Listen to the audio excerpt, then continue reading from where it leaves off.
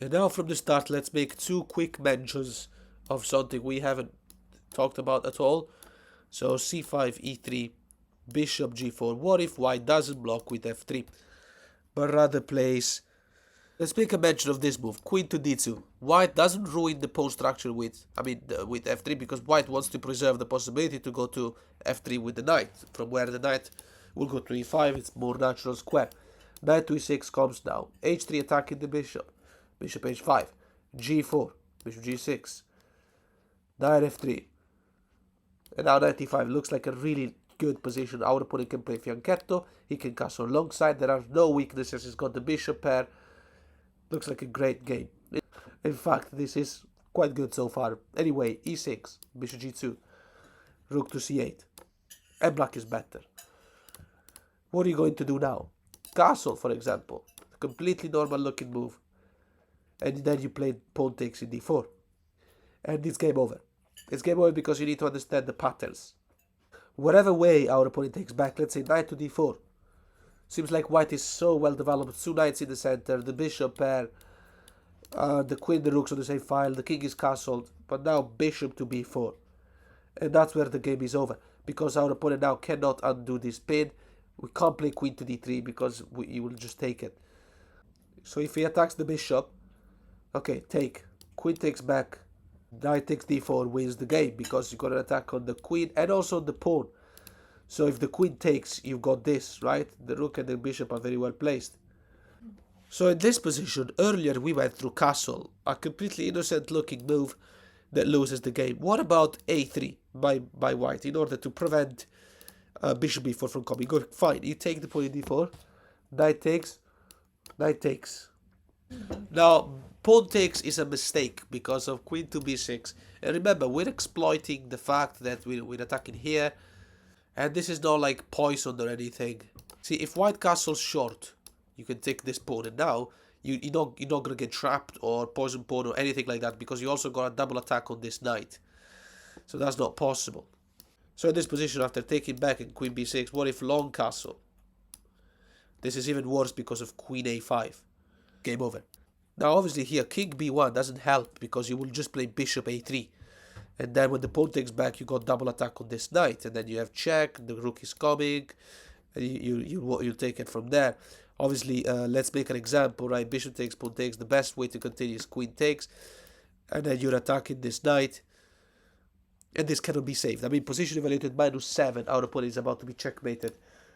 Oh, and by the way, in this position, after queen a5, instead of king b1, what about knight e4?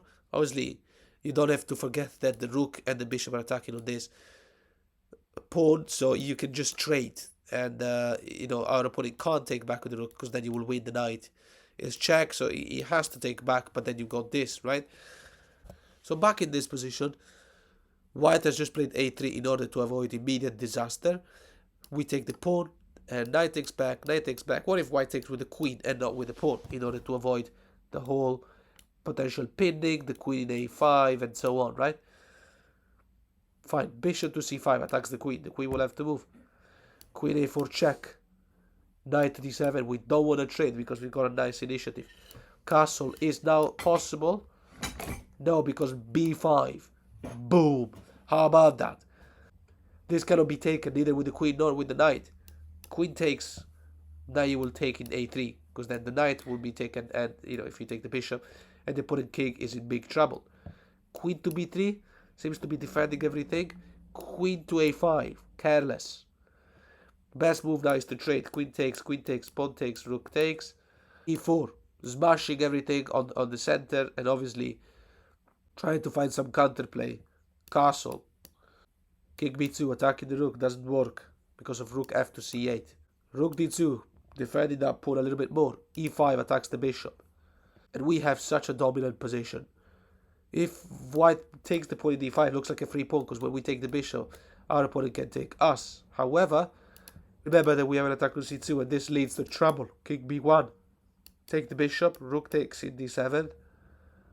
But now you can take in f2.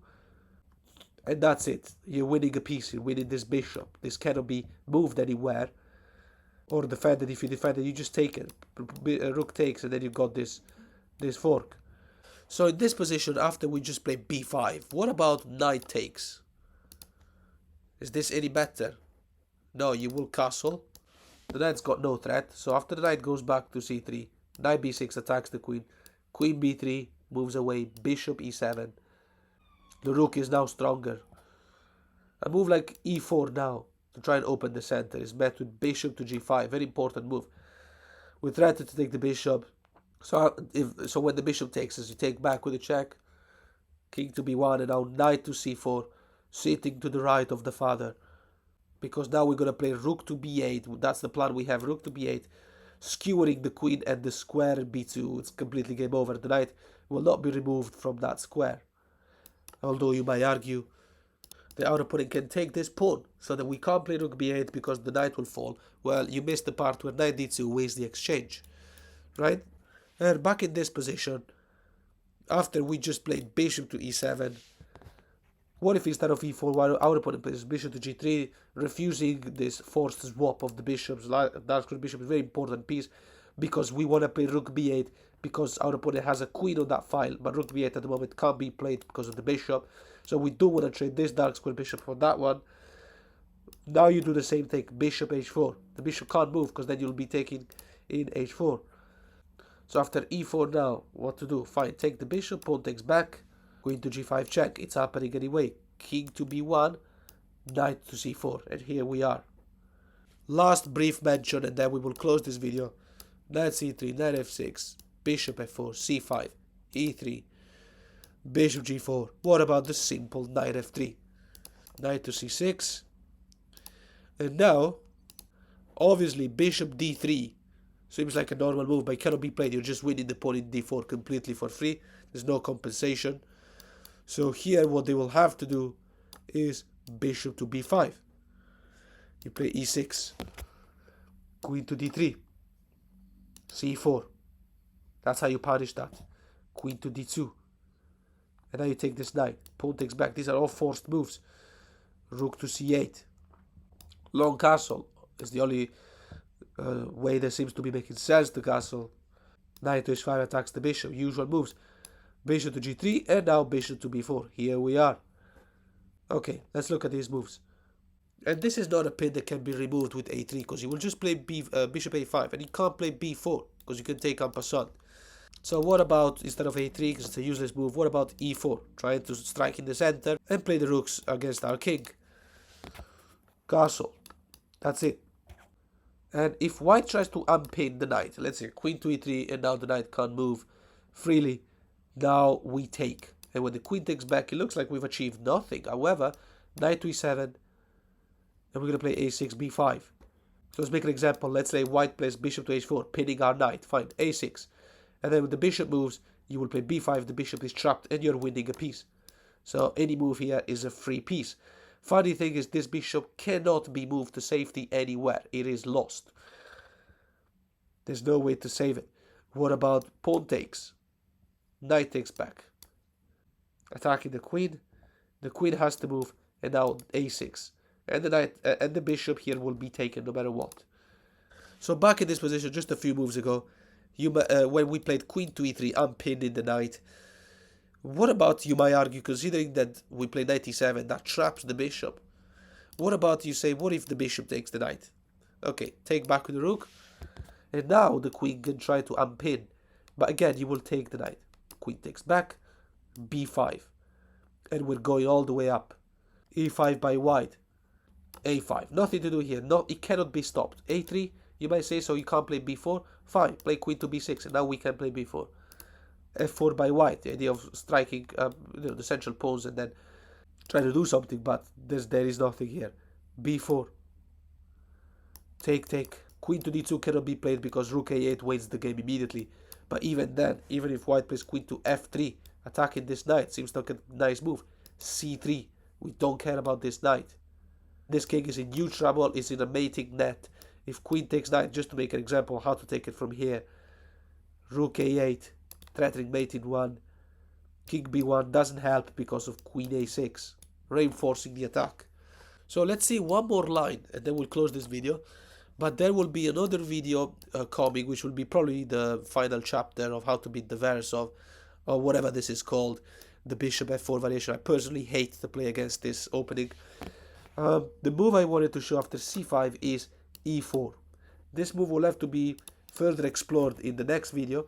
Let's see how to take it from here anyway. Let's see a couple of lines, a couple of setups. Taking e4, knight takes, right? So this has to be taken back. There's no way around. Okay, let's see, for example, if white doesn't take the knight like this, rather plays knight b5 with the usual attack on c7. Now you're forced to play a6, knight to a6. It's annoying to play that, but if you have the light square bishop, it's not a problem. Let's make an example. f3 now, attacking the knight will have to move. Knight back to f6. Pawn takes in c5. And I personally hate these positions because I feel so under pressure. But you just play g6 now. And when you're done castling and developing, then knight c7 will no longer be a threat. You'll be able to play knight takes in c5. And it's important to understand the reason behind g6 is because this pawn in c5, we don't want that pawn later on to be reinforced with something like a3, b4, or c3. Then we can't capture anymore. So g6 kind of like attacks this weak diagonal. Okay, bishop e5. Bishop h6. This is the line. If bishop takes us, it's fine. We take back. We're completely fine with it. Knight to e2, developing. Let's make an example. Okay, castle. Knight to c3. Knight to d7 attacks the bishop. The bishop will have to move. Bishop to g3. And now you simply recapture the pawn in c5. And that's it. You're out of any possible trouble. You're up a clean pawn. What about bishop e2 developing? Bishop to d7. Castle. Bishop to c6. And here the plan that you have is to play bishop to e3 check, king moves, and then d4. Position evaluated like -4 or something like that. It's crazy. What if bishop, because now it's white to move, what if he plays bishop to f2? Fine. b6 then. Solidifying the defense of the knight. Our opponent doesn't have a single move. Say, for example, knight d4 attacking the bishop, bishop to b7. There is no move for white. You can't kick this knight away. The pawn gets taken. You can't develop the rook. You can't develop the queen because of the bishop. The bishop in a6 is fantastic. You can't develop the queen to d3 because of the knight. You can't develop the rooks as a consequence of that because you can't move any of these pawns. You can't move the knight anywhere that makes sense. And you can't just say, okay, I'll play bishop to d3. And if knight takes, then I can develop the queen. Well, that is playing hope moves because e5 attacks the knight. Knight retreats. But now you can take this bishop. And yes, it looks like our opponent has achieved the fact that he just developed the queen and the rooks can come into play to the open files. But now d4. Fine. Knight to e4. Fine. Knight to b4. And now we're attacking this pawn. So queen to e2. Putting more defense over the knight as well, because if bishop takes, then we can isolate the pawn. But no, we don't have to do it, but it's a potential idea.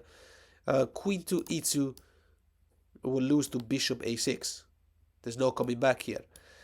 So what about queen to d1 instead of queen to e2? Well, f5. Nowhere to go for the knight except knight to d2. But now rook to c8 capitalizes this game. Can't really push the pawn in c3 because you're attacking it multiple times. What about rook to c1? Seems to be defending everything. Rook e8, position evaluated -5. The plan is to play a5 and then a4. What if white plays a3 to attack our knight? It's white to move. Knight to d5. This is a glorious square for the knight. Okay, what about rook e1? Activating the rook, potentially trying knight f1. Because there's nothing else to really play here. a5. Threatening a4. Okay, well then a4 by white. Bishop a6. Stopping any c4 idea. Look, position evaluated -550 or something. We're gonna have to leave it here. We've gone way too far past theory. So let's just look at something else. We will have a chance to explore a little bit deeper in the future. Bishop f4, c5, e4. Okay, take it. What about bishop b5 check? What to do? Knight c6. That's it. And after knight takes and pawn takes and d5, it looks like our opponent just won a piece. But no, because queen a5 check, winning the bishop. Okay, queen to d2. Take the bishop. They take our knight. And now you take this pawn. That's it. You're winning. Castle. Does white have any compensation? Maybe development or something? You have to be careful to this position. It's quite scary. F6 is the best move, so if white goes all the way down, you can play king f7. Knight to e2, e5. The bishop will have to move. And now bishop to e7. You're out from any trouble at all. You're up 2 pawns. You're up 2 pawns. You're completely winning this endgame. And by the way, back in this position, if instead of developing the knight, white plays check. Okay, king moves. There's nothing. There's absolutely nothing. Knight to e2 maybe now.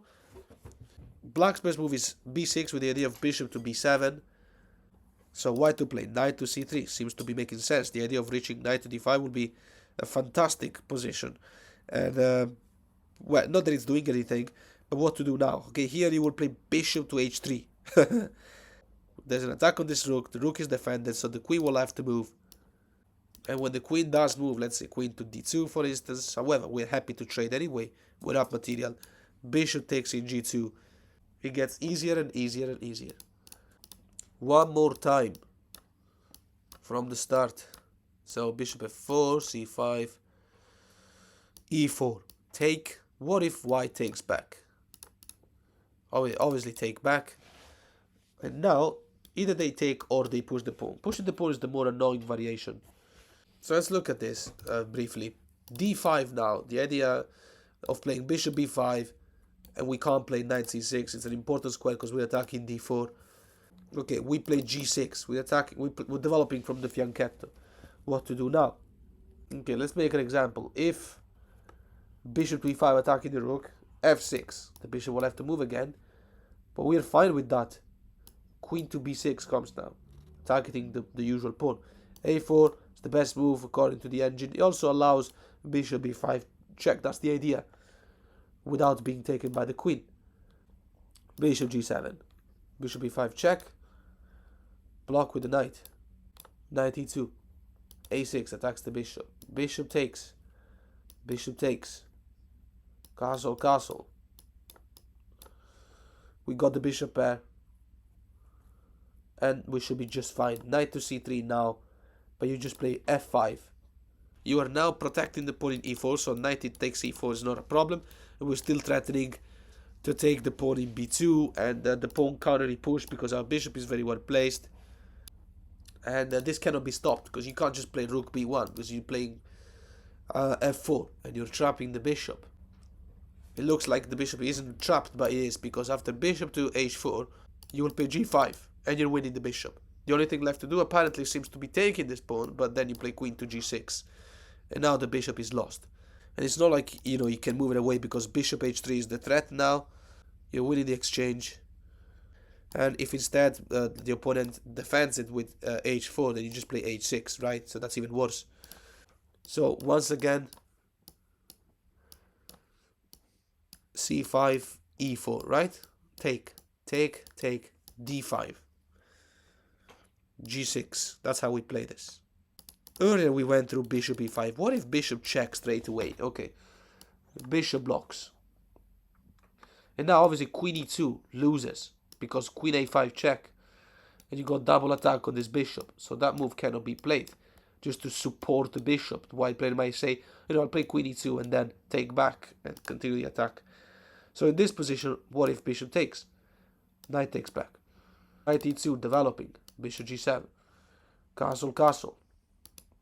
Knight to c3. Knight to b6.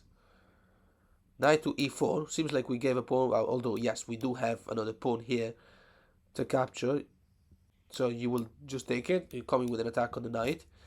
Cannot be, you can't play queen e2 to defend the knight because then this is a free pawn in b2. So for example, if queen takes, then knight takes back, comes with an attack on the bishop. Best move is bishop to c1 to stop the bishop from taking in b2. Knight to b4 now, attacking c2, c3, defending. Knight to d3, and a bishop to d2, but then you're taking this pawn. And so if instead of that, white plays rook to b1 to defend that more, f5. Knight to d2, rook a to d8. Completely winning position. Seems like we're only up a pawn, but the position is just a nightmare for our opponent. The last recap, there will be just probably like another video only about this Veresov. So e4, knight takes, d5, g6. What about when they play c3 to stop all the checks, like queen to a5 or something like that? Okay, just play bishop g7, and white doesn't have to worry about that at all. About this diagonal, bishop b5 check, knight to d7, queen a4, putting more pressure. And c3, also one of the ideas of c3 is to get the queen out. Castle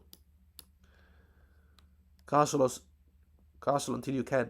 Knight to e2.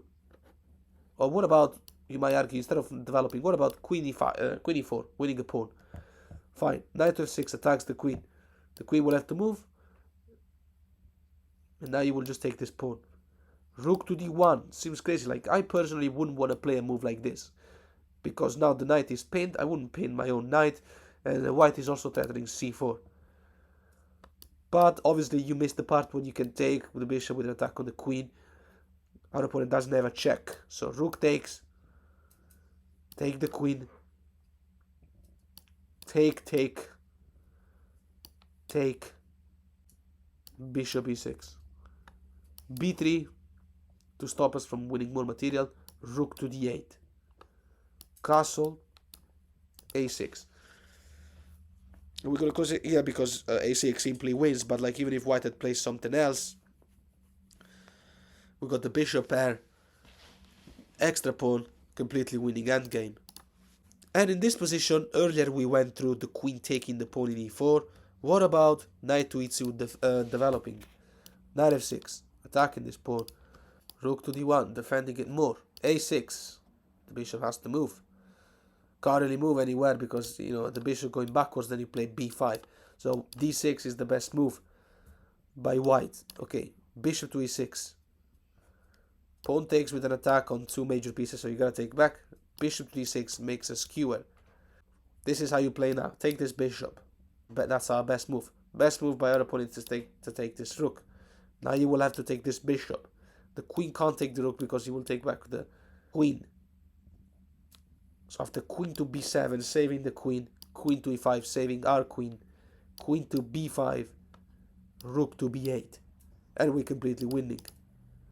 Last but not least, in this position, straight after castling, what if our opponent doesn't take this pawn, doesn't develop the knight, but rather takes our knight? And then says, you know what, take me back, and we have to take back with the bishop. And now this pawn appears to be free, but we don't have the knight f6 move with an attack on the queen and the pawn. Fine, we have to play e5. Crazy enough. Obviously, queen can't take because rook e8 wins the game. Obviously, bishop cannot take because bishop takes. It's a free piece. You can't take back with the queen because then rook e8 pins the queen to the king. So what about white takes en passant? Fine, take back with the bishop.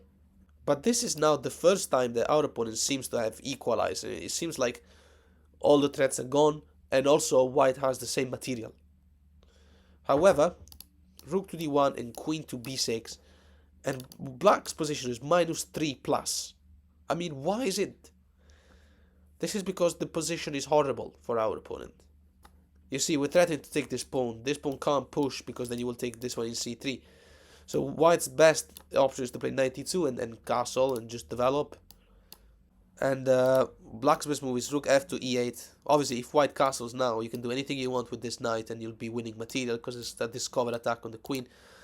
So if the queen goes to, let's say c2, this is a completely free pawn in a2 and you should take it. If instead the queen goes to b1, stopping any of that, this is even worse because bishop to c4. And this cannot be defended. See, if you play rook to d2, then bishop takes pawn in c3 is free. You can't take back. And you're also pinning the rook to the king. You can't take back because the queen will take the queen. If instead our opponent plays queen to c2 now, then obviously that doesn't defend anything. You will just take here and you're winning even more. So let's just close the video here.